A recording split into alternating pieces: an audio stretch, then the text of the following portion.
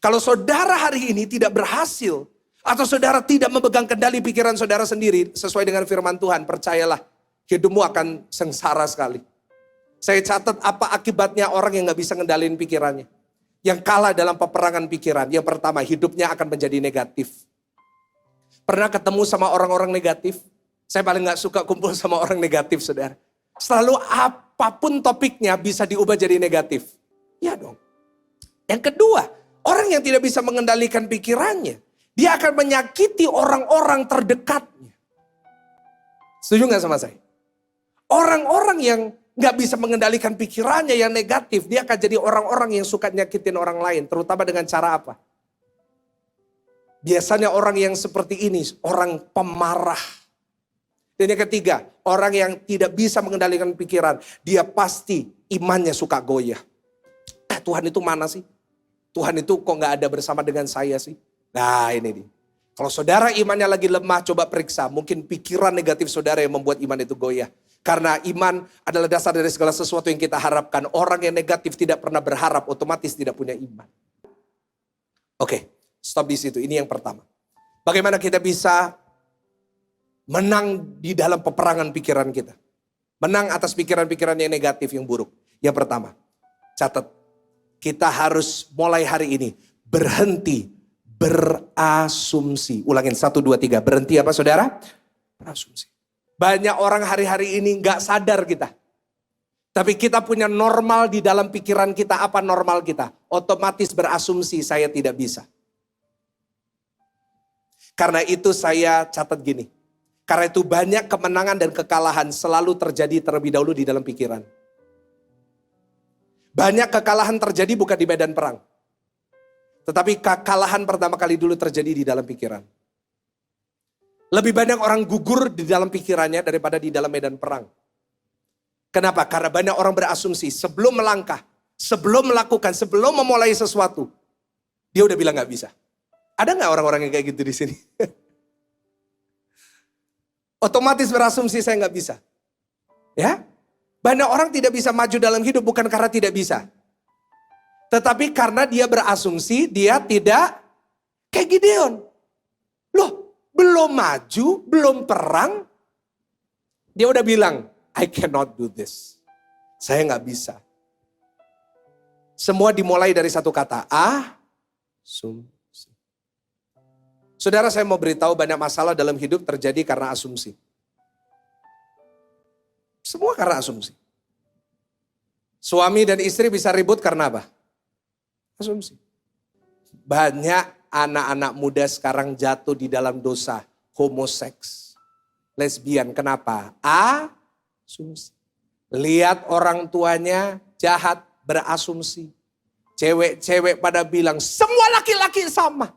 Tersinggung saya. Udah gak mau aku sama laki-laki, akhirnya sama cewek. Laki-laki juga lihat itu. Mamanya kalau ngomel mulutnya sampai berbusa. Akhirnya apa yang terjadi? Udah gak mau sama cewek, maunya sama cowok. Saya mau beritahu ya anak-anak muda, dengar baik, Tuhan ciptakan Adam dan Hawa, bukan Adam dan Edi. Jangan kau main-main dengan dosa. Tapi semua terjadi semua karena apa? Asumsi. Nah, asumsi kapan terjadi? Saat kita gak tahu kebenaran. Orang yang tidak tahu kebenaran pasti berasumsi dan membuat kesimpulan sementara. Jadi hari ini dalam segala sesuatu jangan senggol kanan kiri, jangan asumsi. Asumsi itu buat kita salah langkah, asumsi buat kita gagal fokus. Gideon hampir tidak maju perang karena asumsi. Dengan apa saya maju? Dengan apa saya menang? Nah gini, saya menemukan seperti ini, saya catat. Asumsi seringkali terjadi kapan? Saat kita mulai percaya dengan kebohongan iblis. Banyak dari kita kenapa kita gak punya iman? Karena seringkali yang kita dengar itu perkataan iblis, kebohongan iblis dan bukan kebenaran firman Tuhan. Saya mau beritahu kepada saudara, saya catat kebohongan yang diulang-ulang. Lama-lama bisa menjadi kebenaran palsu yang kita percayai. Coba renungkan, benar gak? Kadang-kadang kalau sesuatu itu kita ulang-ulang meskipun itu kebohongan. Meskipun itu gak benar, bisa jadi benar loh. Bisa jadi percaya loh kita.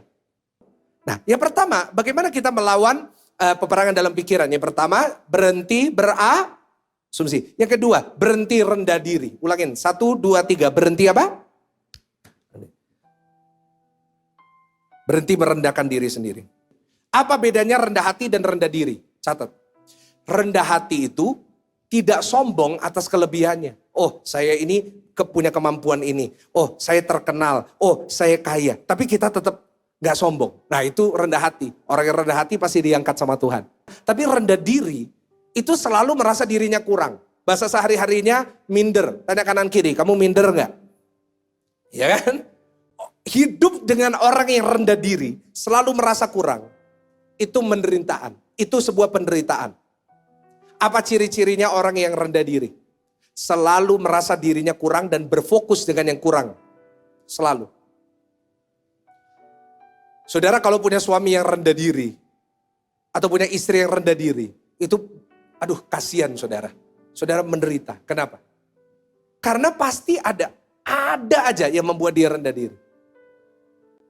Ya kan, suami bilang sama istri, aduh hari ini kamu kok cantik ya. Istrinya jawab, emang biasanya gak cantik? Suami dipuji, Pak kamu kok ganteng banget hari ini kayak Lee Min Ho. Suaminya ngomong, oh kamu suka Lee Min Ho? Ya udah kawin aja sama Lee Min Ho. Lu gitu. Orang yang rendah diri, minder. Mau dipuji kayak gimana pun, pasti ada cara untuk membuatnya negatif. Saudara lihat saya khotbah terus sepanjang hari. Setiap hari muka saudara Michael Gunawan terus. Percuma kalau saudara gak nguatin diri saudara sendiri. Karena saya hanya terbatas 1 jam saya bisa ngomong sama saudara. Tapi yang lebih banyak bicara kepada diri saudara sendiri siapa? Ya diri saudara sendiri. Yang paling banyak ngobrol dengan diri sendiri itu diri saudara sendiri. Berapa banyak? Berapa kali sehari kita ngobrol sama diri kita sendiri? Dan coba renungkan berapa kali kita ngutukin dan rendahin diri kita sendiri. Dasar aku ini memang bodoh. Dasar aku memang gak ada gunanya. Saudara mau dikuatin gimana pun. Tapi kalau diri saudara tetap rendah diri, engkau gak akan pernah bisa kuat. Kau akan terus berperang di dalam pikiran. Saudara yang menentukan jalan hidup saudara bukan khotbah yang saudara dengerin aja. Tetapi khotbah yang saudara khotbahkan kepada diri saudara sendiri. Saya catat gini, bukan khotbah yang kudengarkan saja, tetapi khotbah yang kukhotbahkan untuk diriku sendiri yang akan menentukan jalan hidup. Hari ini kita semuanya harus belajar jadi pengkhotbah, yang mau katakan amin. Bukan berarti khotbah di atas mimbar, kalau saudara semua di atas mimbar, siapa yang di bawah? Tapi artinya saudara harus belajar menjadi pengkhotbah buat dirimu sendiri.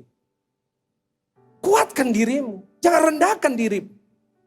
Katakan aku ini anak Allah, aku dikasihi Tuhan. Segala perkara dapat aku tanggung. Dan saat engkau bisa mengkhotbahi dirimu sendiri, saat engkau mulai tidak jadi orang yang rendah diri, tapi engkau lihat apa yang Tuhan lihat dalam dirimu seperti Gideon. Maka seperti Gideon Tuhan akan pakai saudara melakukan perkara-perkara yang besar. Musuh-musuh besar pun saudara bisa hadapi bersama dengan Tuhan. Kasih tepuk tangan yang lebih dahsyat buat Tuhan.